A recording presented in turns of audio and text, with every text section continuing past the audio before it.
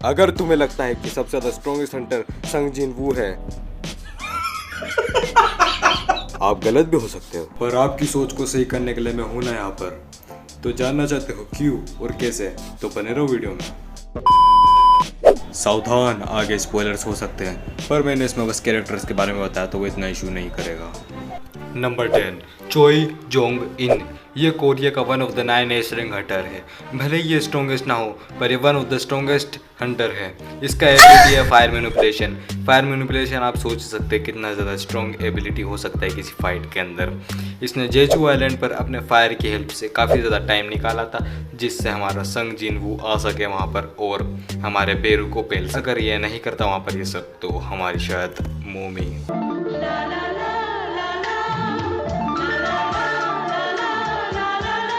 मर भी सकती थी। इतना ही नहीं, इसका जो गिल्ड है वो कोरिया में सेकंड स्ट्रॉन्गेस्ट गिल्ड है।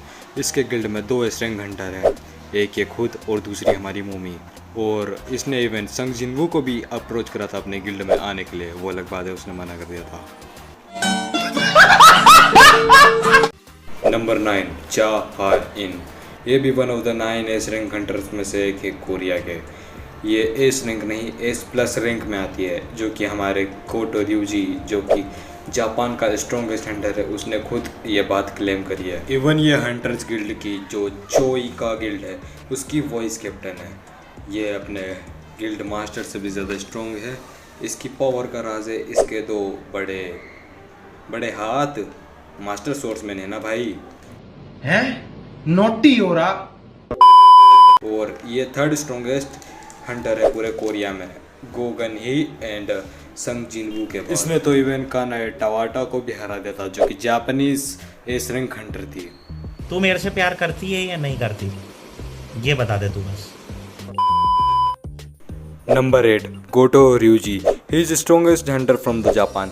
ही इज रियली स्ट्रॉन्ग। इसने तो इवन संग जिनवू के साथ भी फाइट कर रखा है। वो अलग बात है, संग जिनवू उस टाइम पे होल्ड बैक कर रहा था। His master swordsman is well. जो जेजू आइलैंड रेड था वो इसी ने रेड किया था। वो अलग बात है, बेरू ने इसको गंदा वाला चोट दिया था और इसका सर कलम कर दिया था। ये भी एस प्लस रैंक हंटर है, जो कि नेशनल लेवल बनने के बहुत ज़्यादा करीब में था। या फिर अगर वो रेड अनसक्सेसफुल नहीं होती तो शायद ये इस रैंक से नेशनल लेवल हंटर बन भी चुका होता, हू नोस। बट स्टिल कहीं ना कहीं मुझे भी लगता है कि इसका पोटेंशियल बहुत गंदा वाला वेस्ट किया इन लोगों ने। मतलब कि इसका डेथ हुआ और उस फाइट को हमको दिखाया भी नहीं गया, बस इसने स्वॉर्ड निकाली और इसका मतलब कि सर उड़ चुका था।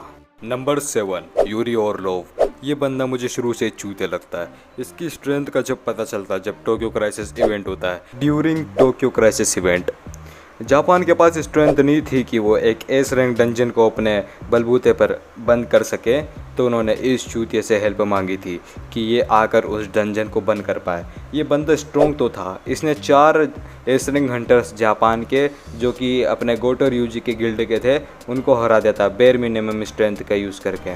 अगर इसकी एबिलिटीज़ पर नज़र मारे तो इसके पास कुछ मैजिक और बैरियर टाइप एबिलिटी थी, जिसका यूज़ करके इसने ऑलरेडी उस डंजन को थोड़े टाइम तक रोक रखा था। पर उस डंजन से जैसे ही उसके मॉन्स्टर्स आना बाहर चालू हुए, वैसे इसकी गांड फट गई और ये वहीं पर मर गया। Aside that he was strongest hunter from the Russia. Yes, Russia.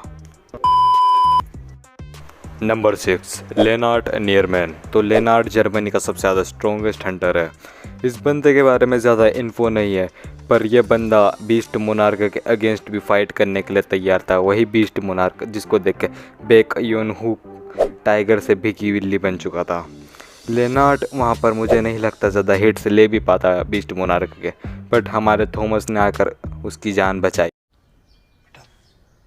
तुमसे ना हो पाएगा, हमें तुम्हारे लक्षण बिल्कुल ठीक नहीं लग रहा है, तुमसे ना हो पाएगा। नंबर 5, गोगन ही।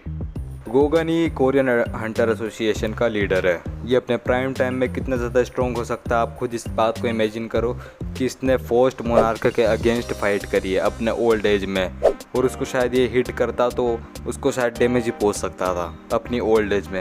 ये बंदा एक तरीके से नेशनल लेवल हंटर ही था, क्योंकि ये मोनार्क का डायरेक्टली टारगेट था, लाइक अदर नेशनल हंटर्स। इतना ही नहीं तो इसकी रिस्पेक्ट बाकी के नेशनल लेवल हंटर और सारे एस रैंक हंटर्स भी करते थे ऑल ओवर वर्ल्ड से। मे बी ये बंदा थॉमस की तरह और क्राइस्टोफर की तरह ट्रांसफॉर्म भी हो सकता था किसी फॉर्म के अंदर। लाइक इसने पावर यूज़ भी करी थी फर्स्ट मोनार्क के अगेंस्ट थोड़ी सी उसकी वजह से इसकी एज बहुत ज़्यादा ग्रो हो रही थी। विदाउट अ डाउट ये बंदा संग जिनवू के पहले स्ट्रॉन्गेस्ट हंटर कैसे था, ये बात इस बात से प्रूव होता है। Number 4, Christopher Reed. Christopher Reed one of the national level hunter है। इसने तो 3 मोनार्क के अगेंस्ट फाइट करी है। वो अलग बात है, हमको वो फाइट दिखाई नहीं गई और इसको बहुत बुरा वाला पेला था। इतना बुरा पेला था उन्होंने कि इसकी मौत भी हो गई थी। भले ही ये ट्रांसफॉर्म हो सकता था पर उसकी एबिलिटी हमको बिल्कुल भी दिखाई नहीं गई। शायद इसके पास कुछ फ्लेम काइंड ऑफ पावर थी, क्योंकि इसके ट्रांसफॉर्मेशन में से फ्लेम निकल रहा था। और ये बात राइटर ने खुद मानवा में स्टेट करी है कि इसकी फ्लेम्स इतनी ज़्यादा स्ट्रॉन्ग थी कि वो 14 एस रैंक हंटर्स को हरा सकती थी एक बार में। ओरिजिनली यह 3rd स्ट्रॉन्गेस्ट हंटर था पूरे सोलो लेवलिंग में संग के पहले। Finally number 3, Liu Zhigang. Liu 7 star hunter है। मुझे भी नहीं पता 7 स्टार हंटर से क्या मतलब था, पर ये ओरिजिनली 2nd स्ट्रॉन्गेस्ट हंटर था संग के पहले। हमें इसका स्ट्रेंथ का कोई झलक नहीं दिखाया गया, कुछ भी नहीं बताया गया, बट स्टिल इसने टोक्यो क्राइसिस इवेंट के दौरान 3-4 जाइंट्स को एक हिट में हराया था। ये बंदा चाइना का स्ट्रॉन्गेस्ट हंटर है। ये बंदा संग के साथ शोल्डर टू शोल्डर मिला के खड़ा था मोनार्क वॉर के दौरान। Number 2, Thomas Andre. ये अकेला बंदा है जो संग के साथ सीरियसली फाइट कर चुका है और अभी तक के ज़िंदा है। इसने तो एवन बीस्ट मोनार्क के साथ 1v1 भी कर चुका है और उसको अच्छा खासा टक्कर भी दिया है। वो अलग बात है, उसके बाद इसकी हालत बहुत ज़्यादा ख़राब हो गई थी, इसको प्रॉपर ट्रीटमेंट की ज़रूरत पड़ी थी। टूट चुका हूँ ऊपर से लेके नीचे तक, खत्म हो चुका हूँ। ये तो all over the world strongest Hunter था संग जिनवू के पहले। इसने तो इतना टाइम निकाल लिया था कि संग जिनवू आ सके और उन मोनार्क को पेल सके।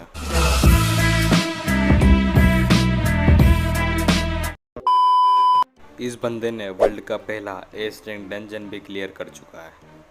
इसने तो उस एस रैंक रेड में ड्रैगन कामिश का दांत भी तोड़ दिया था।